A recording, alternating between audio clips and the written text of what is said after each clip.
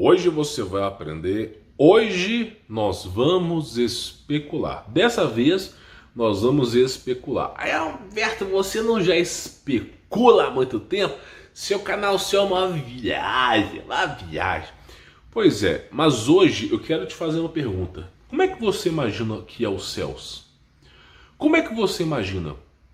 Você imagina os céus baseado na Bíblia, baseado no livro de Enoque, baseado nos ETs, baseado no universo? Não, sério, não estou te julgando. Como é que você imagina os céus? Então hoje eu tenho aqui algumas evidências para vocês de como que eu acredito que é os céus, tá?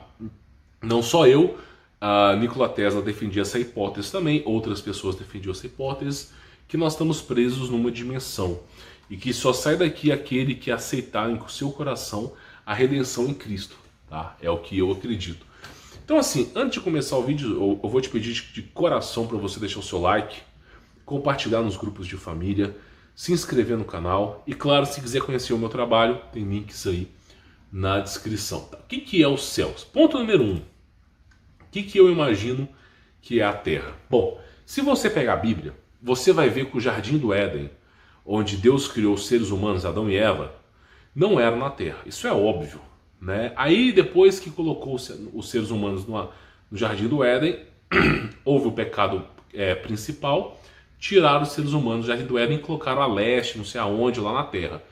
Mas não tem retratação dizendo que o Jardim do Éden era na Terra. Diz que criou a Terra em tantos dias, mas não quer dizer que o Jardim do Éden era na Terra, tá? Tanto isso é verdade que no livro de Enoque diz que o Jardim do Éden é na quinta camada do céu, quinta ou sexta camada do céu, ou terceira camada do céu. Tá no livro de Enoque, eu sei que é na página 170 alguma coisa, tá? Que fala sobre o Jardim do Éden. Então assim, é uma hipótese que o Jardim do Éden não esteja na Terra, tá bom? Até porque toda a biologia do Jardim do Éden não seria compatível com a nossa dimensão, com a nossa realidade. Ah, mas você tá louco, você tá delirando, Jardim do Éden ser tirado da Terra. Deixa eu te fazer uma pergunta. Você assistiu os meus vídeos que eu falei sobre os Nefilins, sobre os gigantes? Deixa eu só voltar aqui rapidinho, só para você não falar assim que eu tô aqui imaginando. Deixa eu ver aqui, ó. Deixa eu ver se eu coloquei aqui. Coloquei aqui, ó. Olha só. Você provavelmente assistiu o meu vídeo que eu falei sobre os Nefilins, sobre os gigantes de pedra, né? Eu não preciso mostrar para você evidências de novo do que existiram esses seres no passado, né? Tá lá, só tô passando aqui de relance. Eu recomendo que você assista esse vídeo que eu falei dos Nefilins. Então tá lá, né? Eu já falei sobre isso aqui, que, né, existiam gigantes no passado, aconteceu uma guerra plasmática e esses seres baseados em silício foram petrificados. Teve um cara que comentou aqui que a mulher de Ló lá olhou para trás e virou estátua de sal, porque ela não era de silício, era de carbono e virou... Eu não sei, aí já é uma ciência que eu já não posso te explicar. Mas eu entendo o ponto de vista dele, é uma pergunta a se refletir, tá? Só que é o seguinte, o que é os céus? Vamos lá, vamos refletir um pouco. Olha só, coloca na sua cabeça, tá? Que o ecossistema do céu não é igual ao nosso. Como assim não é igual? Pensa comigo. O Adão e Eva estavam nos céus e Deus falou, foi feito túnica de peles para Adão e Eva, que são corpos materiais, para que eles habitassem na terra. Então dali saíram dali, tá? O Jardim do Éden não era na terra. E aí acontece o seguinte, Adão e Eva, segundo o livro dos judeus, tinham 60 metros de altura, os livros apócrifos. Só que é uma evidência que não é refutável. Por quê? Não estou dizendo que tinha 60 metros não, mas é tanto gigante de pedra que você encontra, esqueletos humanos antigos de gigantes, que você começa a refletir que os seres do passado tinham grande estatura. Então na era pré-diluviana, antes do dilúvio, era dito que tinha o dobro ou o triplo de oxigênio e que a pressão atmosférica era o dobro ou o triplo. Então tinha muito oxigênio na Terra, muito, e de forma compactada. Então quando o gigante puxava, o ar vinha muito oxigênio. Isso permitia que seres colossais sobrevivessem. Por isso que os paleontólogos hoje, o pessoal que estuda paleontologia, eles... tá vendo aqui, ó, é uma libélula. Aí mostra a foto, ela é 1 metro de altura. Esse aqui é um inseto, 1,5 metro. Sabe, pode ter um mosquito de 1 metro. Pois é, devido à questão do oxigênio. Ok? Bom, falado disso, o que é importante você entender aqui, tá? Houve o dilúvio, né? E o ar ficou rarefeito. O oxigênio caiu mais do que 1/3 e o ar, a pressão atmosférica ficou menor. Então, qualquer tipo de gigante não conseguiria mais respirar. E o limite para você respirar é 3, 4 metros no máximo. Salvo, claro, o gigante Golias, né? Mas é um limite bem pequeno. Não é mais como antigamente seres colossais. Então os gigantes tinham falta de ar, isso é óbvio. E também, né, não tinham tanta energia como no passado. E aí o sistema foi resetado. Grandes animais, né, animais imensos, agora ficaram menores. Ok? Isso é a era pré-diluviana. Então, só do fato de Adão e Eva, que saíram do Jardim do Éden, até a nossa biologia atual, já muda, já mostra que Adão e Eva viviam uma biologia muito diferente. Eu até recomendo que você assista Avatar para você entender um pouco do que eu estou falando, sobre como eram os seres no passado. É uma concepção do que eu acredito ser no passado. Não é fiel, mas tem grandes evidências por lá. Então, se a Terra na era pré-diluviana era assim, o que tinha no Jardim do Éden? Porque Adão e Eva, segundo alguns livros apócrifos, eles não estavam felizes. Eles sabiam que perderam, inclusive na própria Bíblia, eles sabiam que perderam algo muito grandioso nos céus, algo maravilhoso, canto dos anjos. Então, se os caras que tinham conexões, viviam 1000 anos, não adoeciam, não sei o que, telepatia, telecinese, os caras tinham grandes conhecimentos, um QI acima de 1000, como é que esses caras tinham tanta saudade dos céus? Se esses seres que nós retratamos como se fosse o paraíso, o mundo do passado, claro, tirando os Néfilis, tirando aqueles seres que destruíram com tudo, como é que esses seres imaginam os céus? Como é que é os céus para eles? E aí nós temos algumas concepções. Primeiro que o céu é espiritual. Isso é óbvio, tá? Que o céu é espiritual. Mas o que eu posso imaginar para você é o seguinte. Primeiro, Deus, ele mesmo fala que ele tem os leviatãs, que Deus criou seres colossais, monstros colossais que simplesmente são animais dele. Ele criou esses seres. Inclusive na Bíblia fala sobre isso. Inclusive na parte de Jó, que ele sofre, vai sofrendo, no final do livro de Joel fala: quem criou o Leviatã? Você conseguiria pescar o Leviatã, pegar com uma mão? Então simplesmente quem criou? Então eu creio que esses animais imensos existam no céu. Ponto número 1. Eu imagino que existam animais hiper gigantes no céu, porque existem animais. Deus falou, ele criou os Leviatãs, seres imensos. Então eu penso, tá? Assim, eu tive um sonho que eu estava nos céus, mas eu tinha sido salvo, mas eu não consegui ver os céus. É um sonho que eu resguardo para mim, tá? Inclusive eu conversei com um amigo meu, que eu sonhei com ele também, mas tem muito tempo atrás. Só que eu não consegui vê-los. Quando eu fui entrar para ver, ter encontro com Jesus, eu acordei, tá? E aí basicamente é o seguinte, vamos continuar. Então eu acredito que tem esses seres gigantes. E claro, eu acredito que possa ter uma árvore gigante também. Ah, mas por que você acha que tem uma árvore gigante? Eu acredito que a árvore do fruto proibido de Adão e Eva é uma árvore hiper mega gigante. Por que eu penso isso? Primeiro que Enoque fala sobre isso. Enoque fala no livro dele, livro apócrifo, que os anjos tiraram a árvore da terra e colocaram nos céus. Ponto número 1, tá? Tiraram lá do lugar e colocaram nos céus. E tem algumas culturas como a Viking, os judeus, que é pagão, eu não acredito, mas eles falam que dá para você viajar para outros planetas através das árvores, das conexões das árvores. Por isso que o filme de Thor, ele viaja entre os mundos através das árvores, tá? São conexões espirituais. Pois é, eu não acredito, mas é algo a se pensar, tá? É algo a se pensar. E, claro, civilizações e cidades hipertecnológicas, tá? Ah, mas por que Deus falou que a base da cidade que nós vamos viver é de ouro? Você tem que imaginar o seguinte, tá? Hoje nós temos aqui processadores que são folheados a ouro. Não é de ouro puro, é folheados a ouro, tá? É em escala nanométrica. Então, nós temos processadores folheados a ouro que tem uma velocidade de processamento, tá? Você pode fazer o que você quiser no software, mas tem limitações no hardware. Você não pode aumentar a velocidade do processador no máximo, que vai esquentar, vai estragar. Porque o composto químico, que é o ouro, ele tem um limite. Se você exceder ele vai deteriorar, vai ser destruído. Então, simplesmente, o ouro ele tem um nível de condutividade. Quando acabar o ouro, vai ter silício, grafeno e nióbio, vai ter outros metais que têm grande tecnologia. Depois, quando acabarem os metais, eu penso que vai ser os cristais, que tem tecnologia na velocidade da luz. Deus fala que o estrado da cidade, né, o estrado, a base da cidade é de ouro. Eu entendo que a base é de ouro devido à condutividade elétrica, que a parte mais baixa da cidade é ouro. O que para nós é grandes riquezas, para Deus é estrados dos pés. Tá? Isso tem um motivo tecnológico. O que eu acredito, tá? Nós estamos aqui fazendo suposições. E eu também acredito uma outra coisa. Eu acredito que exista água em abundância. E como tem relatos de pessoas que viajaram aos céus, livro de Enoque também, e nós temos também Júlio Verne, que fala brevemente sobre o que é o mundo, viagem ao núcleo da Terra. Eu penso que a água que tem nos céus, que óbvio que tem, isso aí, até na Apocalipse fala que tem a água que sai da parte central da cidade. Eu penso que essa água ela é fácil de ser respirado. Eu penso que ela tem tanto oxigênio dentro dela que dá, e o corpo que você vai herdar é tão grandioso que você consegue respirar debaixo d'água. Então eu penso muito nisso, que você consegue respirar debaixo d'água. E, diferente de nós que temos dois orbes de luz luminosos, o Sol e a Lua para iluminar o planeta, e claro que tem mais coisas, né?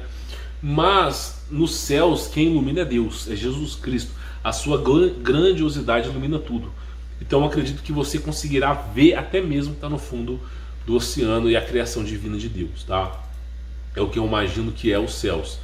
Então não é de se imaginar que você veja ilhas voadoras, já que se existia no passado, árvores com frutos desconhecidos. Eu acredito sim que exista, tá?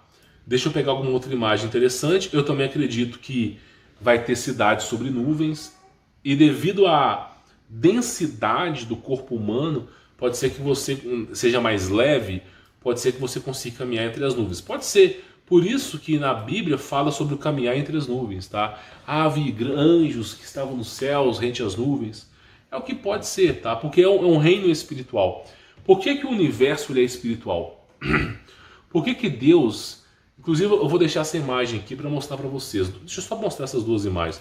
Primeiro, portal, né? O que eu acredito ser um portal, tá? E olha só isso aqui. Seres luminosos, né?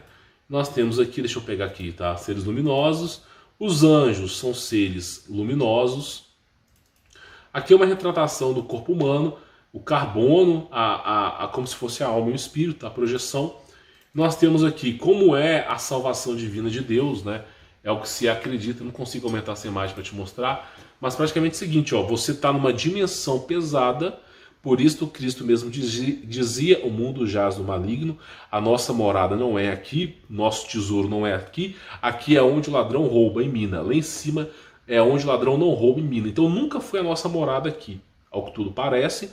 Então Cristo fala sobre a redenção, fala sobre o amor de Cristo, né, e da gente se reconciliar e se aproximar cada vez de Cristo, tirar o peso das nossas costas e nos achegamos perante a Deus enquanto ainda é possível. Isaías falava sobre isso. E ele profetizou sobre Jesus, só para tu ter ideia.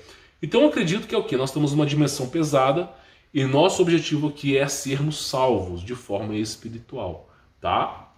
Bom, falado disso, o que é importante falar para você? Vamos lá. Por que Deus criou, aqui está um exemplo muito claro, clássico disso, por que o reino, o universo, ele é espiritual, não é físico?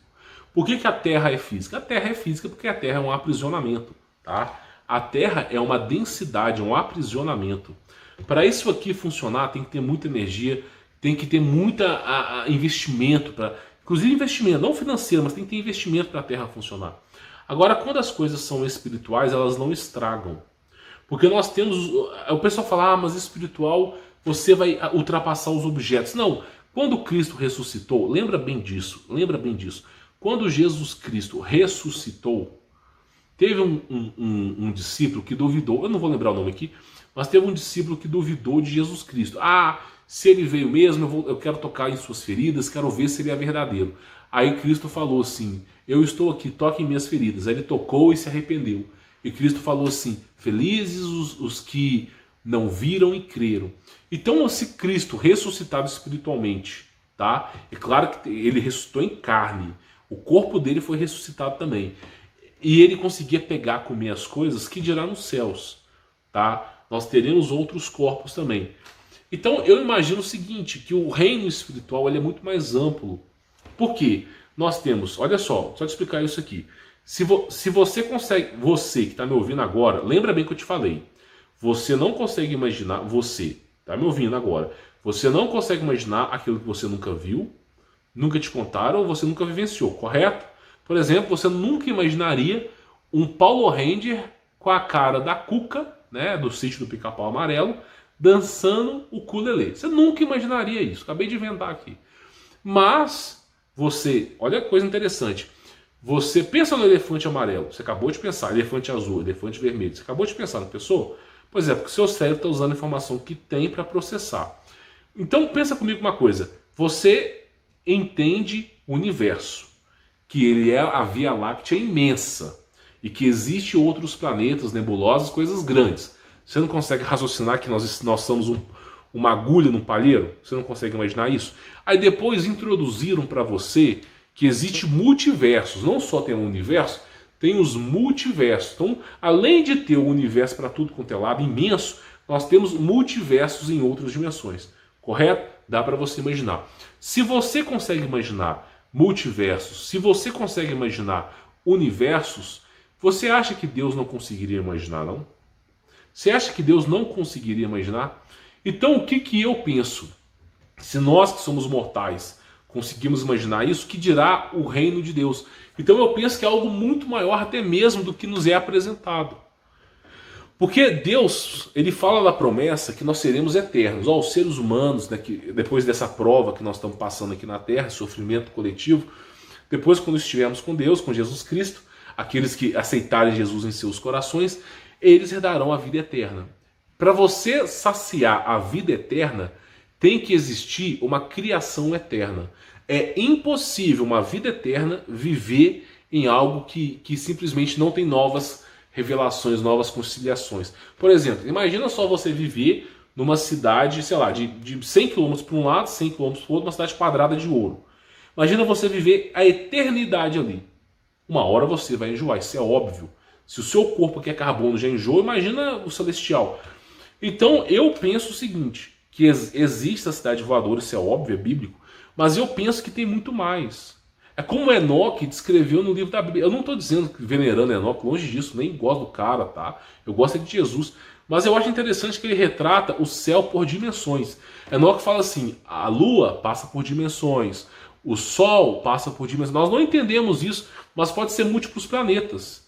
E ele vai contando as dimensões, vai contando os céus, e os céus são dimensões. E eu penso bem nisso, eu penso que pode ser dimensões. Então a coisa pode ser muito grande, tá? É isso que eu penso, isso que eu penso. Então assim, a gente tem, nós estamos simplesmente, tá? É como se isso aqui fosse um pecado. Nós estamos simplesmente seduzidos pelo pecado. É uma luta, como Paulo dizia, incansavelmente. O pecado sempre bate à porta. Então nós temos que... É como essa retratação aqui, ó.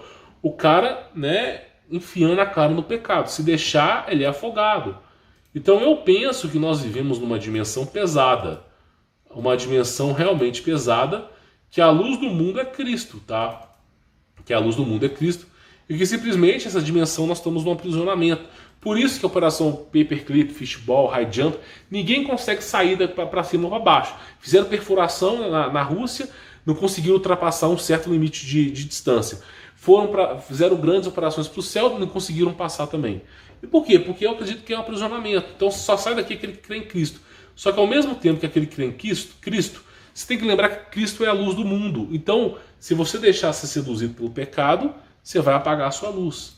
Então Cristo está o tempo todo falando. Inclusive, eu penso que existem seres espirituais que tentam drenar a nossa energia, tentam drenar a nossa vitalidade e nos induzir ao pecado. Eu penso que esses seres existem. Tipo essa retratação que eu estou mostrando para vocês aqui.